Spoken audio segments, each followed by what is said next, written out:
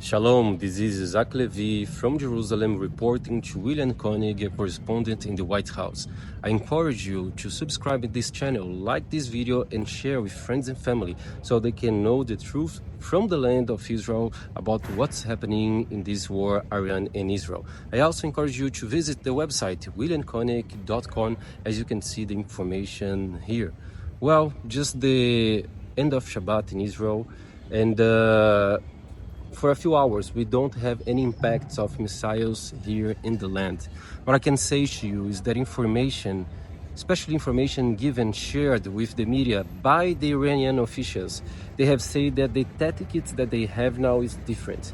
They're not willing to send a barrage of missiles, like a lot of missiles at once, 30, 40, 50, 100 missiles, and try to overwhelm the air defense system that we have here in Israel. But the strategy that they have now is to use more advanced and developed weapons, which means missiles that they explode and then they can target civilian areas in a diameter of 8 kilometers. I mean, this is very serious, and especially yesterday we have several impacts in the city of Beersheba, which means that a hospital was struck, but also a kindergarten. Fortunately, we don't have any fatality, no victims like people that they died, only injured people. But this is a concern, because what we have been talking here in Israel is that the strategy of Iran now is not to have a very, I would say, intense war with Israel for a few days or a few weeks, but maybe the strategy that they have now is to have a war of attrition, which means that the war can last like several weeks, several months, we don't know. What we know is that in this occasion, this would be very bad for the Jewish state, because it would be bad for the economy, it would be bad politically. You can see, for example, in the 7th of October 2023, in the beginning, all the countries, the democracies, they are in favor of Israel to defend itself. But after some months they have passed, and the months become years, now the states, they claim for the end of the war with Hamas. So maybe the strategy in Iran is that Israel has no more support of the other states, the other countries, and we have damage in the economy, and also maybe the population, they don't support anymore the war, because of course there is a huge impact in the economy. People, they cannot work, people cannot study, so the life is not going normally.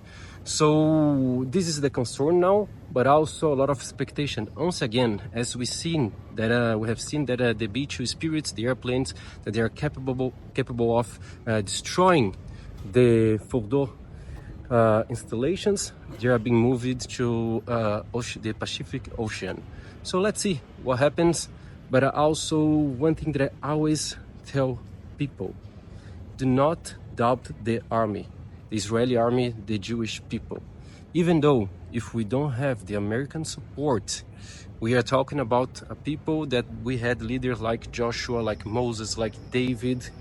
So this military historic of Israel is it's not only about his strategy, it is not only about having the best weapons. It is a story of faith, but also of creativity. I believe that even without the support of the US, the Israeli military, we have the capability to finish the job, the work. Of course, it would be much easier and take much less time if we had the support of the President Donald Trump, the American army and its capabilities. But also we need to understand that we can never doubt the capabilities of the Israeli army, the creativity, the motivation, and everything that Israel can do. And I think that history, like the ancient history in the Bible and modern history in this more than 75 years of the state of Israel, prove that for us. Israel is gonna finish the job with or without the US. And for that, I ask you for your prayers for the state of Israel. Pray for the peace of Jerusalem. Pray for our army, and keep supporting Israel as much as you can. One of the ways to do that is to visit the website William Koenig, a good friend of Israel, with his wife Tanya Koenig, and also liking and sharing this video. Hope to see you soon. Shalom from Jerusalem.